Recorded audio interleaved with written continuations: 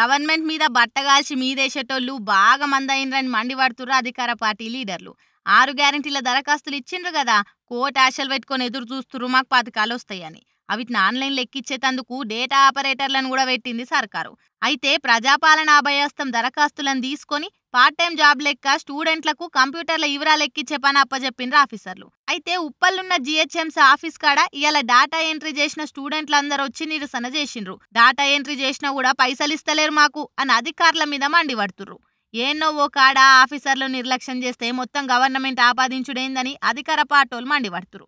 కొన్ని జాగలల్లా బిల్లులు పెండింగ్ ఉండి జర అటు ఇటు అవుతుండొచ్చు, దానికే ఇంత గావరైతే ఎట్లా? ప్రతిపక్ష పొల్లైతే పని కట్టుకొని మరి ప్రతిదాన్ని ఇష్యూ చేస్తుండ్రని ఓ దిక్కు అధికార పార్టోలు మండిపడుతురు. మరి అధికార ప్రతిపక్ష రాజకీయాలు కాకుండా ఆ డాటా ఎంట్రీ పిల్లగాండ్లకు చేసిన పనికి పైసలు ఇస్తే మంచిగుండు కదా, ఖర్చులకు వెళ్తాయనే కదా పిల్లగాండ్లంతా పని చేసుకున్నారు. ఆడ కూడా పైసలాపి గోసవుచ్చుకుంటే ఏంది సార్, ఏం లాభం వస్తుందని అంటుర్రు ఈ సంగతి ఎరకైనోళ్ళు.